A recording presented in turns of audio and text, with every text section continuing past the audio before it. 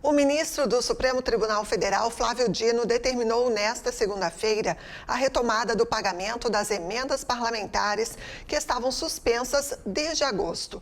A decisão inclui requisitos rigorosos de transparência, rastreabilidade e planejamento para a liberação dos recursos, buscando corrigir falhas no controle da destinação e execução dessas verbas.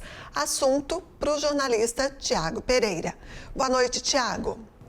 Boa noite, Andréa, e toda a nossa audiência qualificada aqui da Pix TV.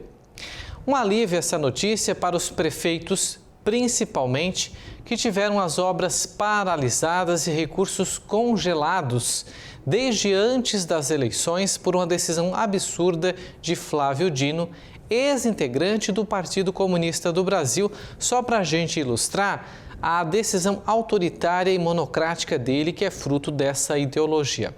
Além de ser ex-integrante dos poderes legislativo e executivo, tendo sido deputado federal, presidente da Embratur, governador e senador pelo Maranhão.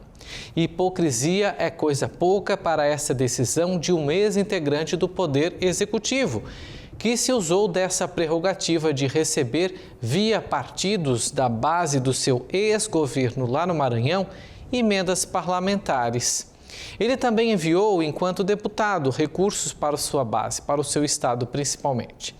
Mas agora que tem uma das canetas mais importantes do país, usa de ofício, em decisão solitária, suspender os pagamentos, interrompendo obras e investimentos antes da eleição. Bom, abrindo um parêntese, se isso não é querer interferir na eleição, eu realmente não sei o que seria. Por outro lado, os deputados, enfraquecidos por meio das pressões jurídicas que o Supremo tem feito, nada fazem, pois no Brasil, como nós sabemos, a gente fala aqui quase toda semana, nós estamos impossibilitados de questionar decisões superiores, aquelas de cima para baixo. Ou seja, eles definem, a gente tem que acatar, não dá para sentar para conversar e discutir. A imprensa, que sequer foi levantar quanto esse processo de suspender emendas impactou nas cidades, na vida dos brasileiros, usa a desculpa da transparência para comemorar essa decisão de hoje, ou seja, bem tarde, né? Como se já não fosse obrigado a prestar contas de como os recursos foram gastos. Portanto, uma hipocrisia à la STF, que busca a todo custo criminalizar o parlamento, que se cala frente ao medo de sabe-se lá o quê, com as inúmeras decisões contra parlamentares. Esperamos que antes tarde do que nunca o Congresso Nacional acorde para que absurdos como esses não se repitam. E sobre se acovardar, se calar, a gente sabe que muitos deputados têm, como a gente diz no dito popular, o rabo sujo. Tem medo de ser investigado, tem medo que o STF, numa medida de repressão, tire da gaveta ou lá de baixo aquele processo que pode intervir. Mas os deputados que nada têm, os senadores que nada têm, precisam se mexer e precisam tomar a frente de um poder independente como é o legislativo. Não se acovardar, não se calar frente a decisões de um ministro monocrático.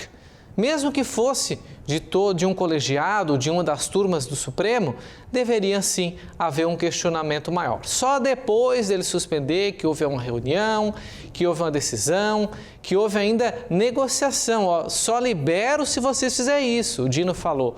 Se vocês botar lá o dinheiro XYZ, tem que ser. Claro que a transparência tem que haver, mas já havia transparência. Dinheiro público vindo para municípios, sempre houve prestação de contas. Nunca um prefeito recebe um valor de emenda e a população, o deputado, o portal de transparência sequer noticiou. Mas em outra esfera, lá do ladinho, perto do Supremo, passando um pouquinho ali do outro lado da rua, no Palácio, gastos feitos pelo atual presidente e sua cônjuge não são divulgados. A imprensa questiona por meio da lei de acesso à informação, mas preferiram colocar em sigilo, quanto em outra hora outro presidente que morava lá fez o mesmo, que fez errado, foi questionado, fez o mesmo e foi criticado. Mas agora é outro Brasil, é outro momento, a vida segue. Bom, a gente volta a se falar na quarta-feira, Andréia, audiência. Boa noite a todos e a semana está só começando.